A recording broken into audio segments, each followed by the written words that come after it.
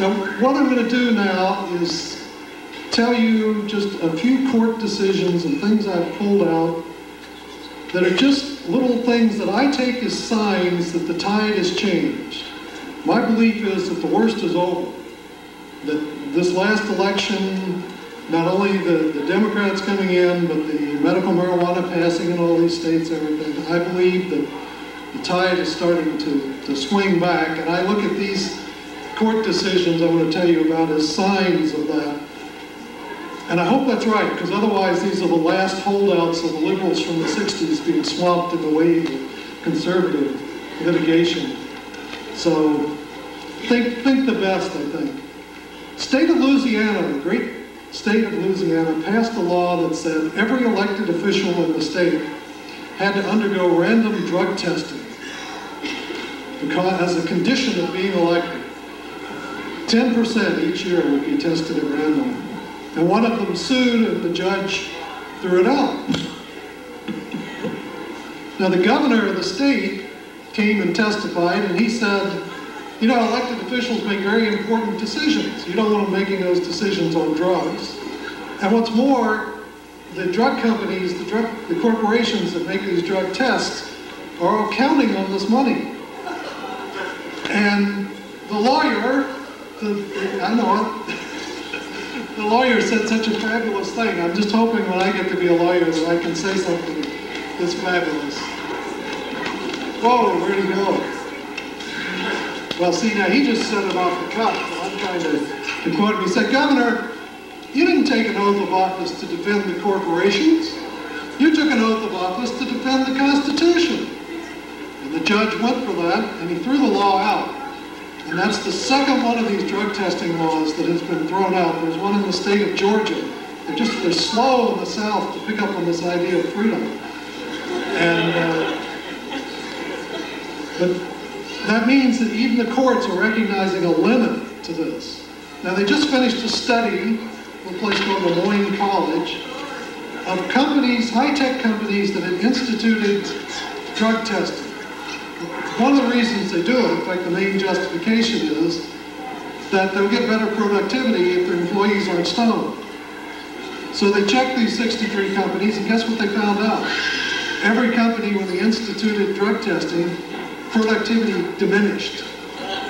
Now, I don't know what that means, whether it was everyone was irritated, whether the best people wouldn't put up with it, or whether the best ideas came when they were stoned. I don't know.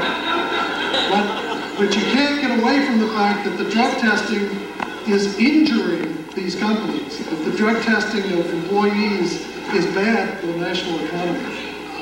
So,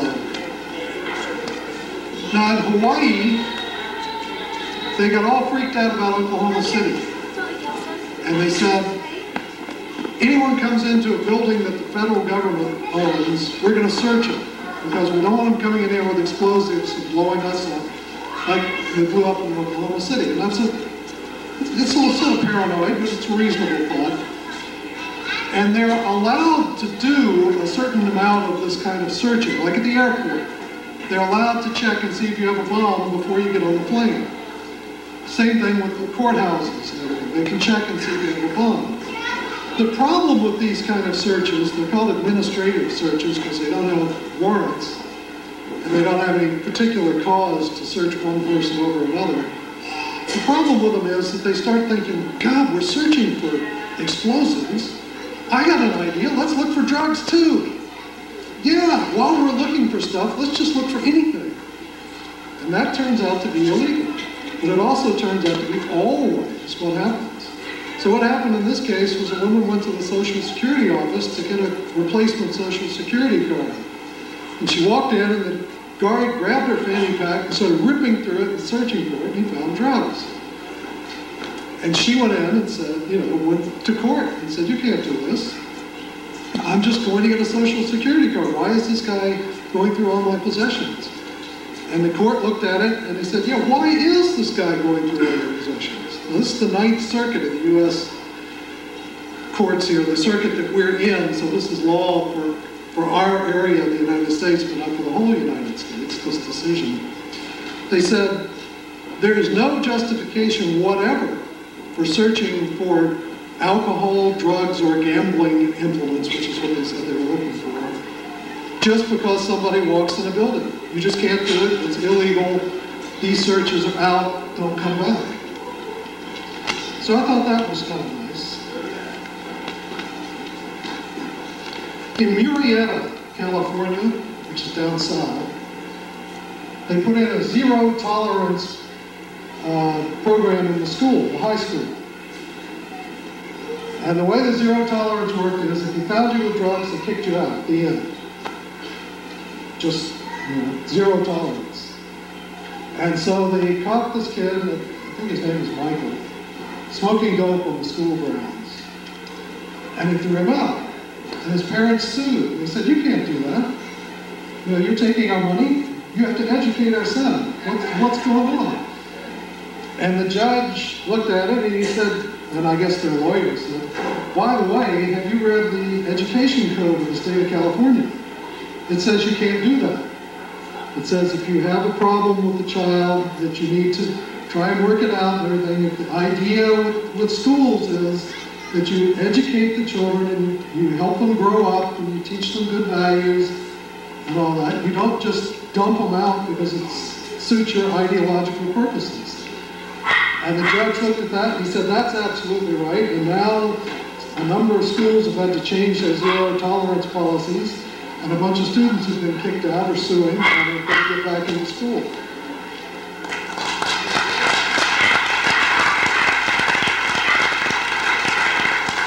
Now I saved the best one for last, if I can get the page here, because it's local. Oops, I missed one, sorry. Contra Costa County has, like all counties, has a program called General Assistance.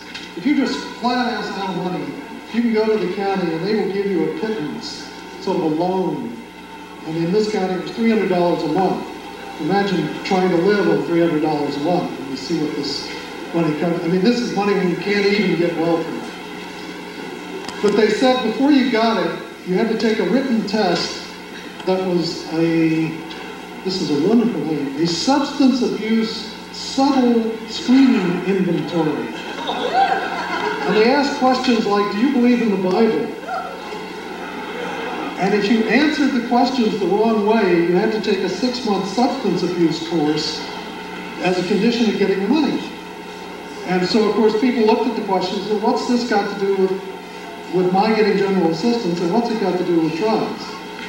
So the county lost the suit and now has to give everyone it turned away an extra 3 months worth of money, and they have to quit giving the test. So there was a little bit.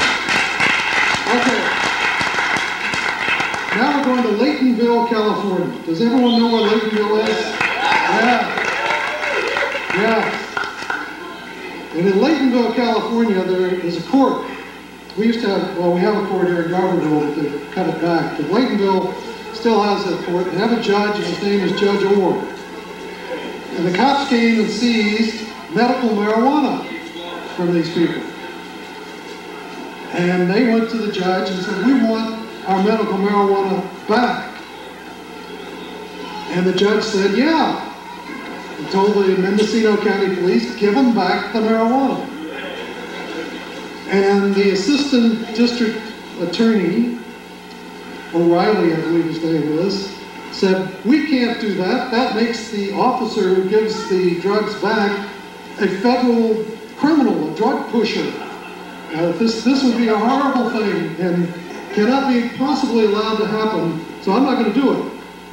Now, as you know, Mendocino County, like many counties, is just undergone a change of administration. Yeah. And Susan Mazzini, the district attorney who brought the charges against Bear Lincoln, is out.